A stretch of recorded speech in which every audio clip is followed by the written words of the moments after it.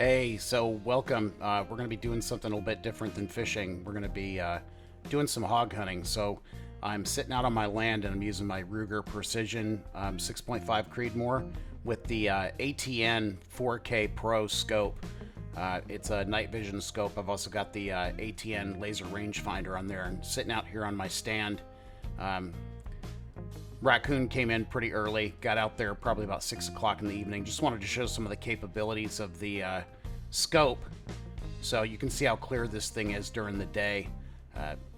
He came back a little bit later in the evening, and we'll come back to that. So here we are out at the stand, and first hog comes out the feeder, and I've been hunting this guy now for over a month, maybe 2 months, and just haven't been able to get out there when he's been out there. So it was nice to see him come out so early. So, wanted to wait until the shot was right. I was only, 44 yards away when he came out, sitting in a tent blind. So, he pops out and zoomed in on him with the scope. It's a little grainy. I don't think I had the IR illuminator on. So, went ahead and took him out. You know, he dropped right where he stood. 140 grain, 6.5 Creedmoor round. And he kicked for a little while, so I was kind of questioning whether he was dead or not. But what you don't see on the video is I walked out there and went up to him, and he started clicking his teeth at me, so I knew he was still alive, but not much. So I went back to the tent to wait for him to expire. And so I get back to the tent and decide, you know what, it's probably time to go ahead and walk back up there. So I set the scope up to record me walking over to him, and you'll see this cue up here in just a second. So as I'm setting up the scope so that it can record me, I've got a FLIR thermal monocular around my neck so that I can see the heat signature of the pig as I'm walking up to it. That way I know if he's, still alive. So that's an important thing to note. So I set this up so that it will record me so I can use the video just showing me walking up to the pig in this video right here. So I get up out of the tent and I start to walk, and I don't see this big hog come running in. I pick up the FLIR and I notice that something's different. I see movement where I shouldn't see movement, but look what this guy's doing. He's like trying to make him move. I don't know if he's trying to fight with him or if he's just checking to see if he's alive, but he came in really hot. Since they're both hogs, males, I assume they're fighting. So this is me on the FLIR. It doesn't have great video recording capabilities, but you can at least see heat signatures. And I see this movement, and I'm like, oh God, I think another hog just came out. So I back up, and I get back into the tent stand.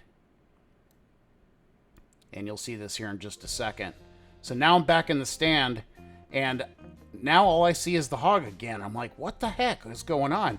I didn't know that he went back into the trees because he heard me moving, and you'll see that in the video here in a second. All I saw was that there was just one hog again, when I know I saw two when I was on the FLIR. So I get back into the tent, and I'm seeing this thing unfolding in front of me with this big hog trying to get the hog I just shot to move, or like I said, maybe he's fighting with it. I don't know what he's doing exactly, but he's throwing that thing around like it's nothing, and that's a 200 plus pound hog. And I thought this one might be bigger, but looking at him afterwards, I think he's probably about the same size or maybe a little bit smaller, but still a big hog, big boar. So you'll hear me get back into the tent. Right now I'm still outside the tent, and I'm backing up really slowly, and so you'll see he hears me, and he backs up and he hides. So listen as I'm getting into the tent.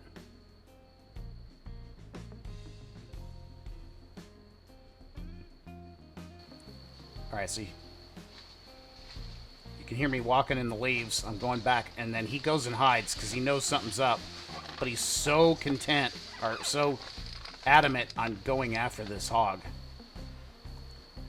So I sit back down and I get the back on the scope, and I'm like, where did he go?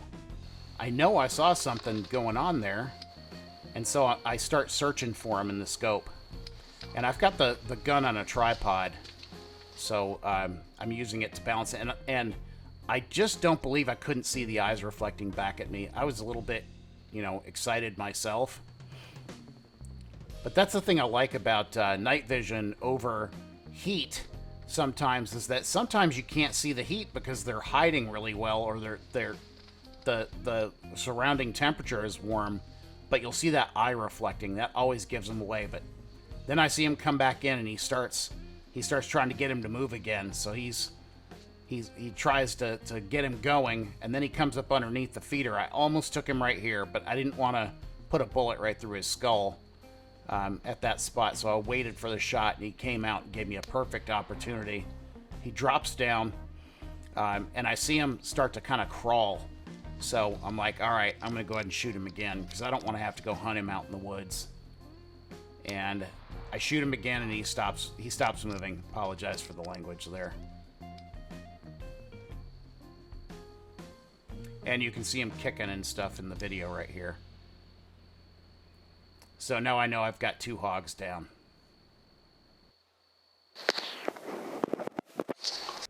So now I'm sitting there waiting for about 20 minutes for the second hog to die, and then the raccoon that we saw earlier in the video comes back out. And this is a big boy. I don't think I've seen a raccoon this big on the property since we've had it for a couple of years.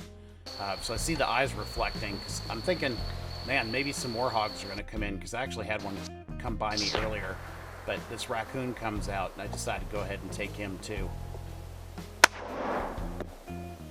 I'm not worried as much about the shot on the raccoon, but I want to dispatch him quickly, and one shot, he's down.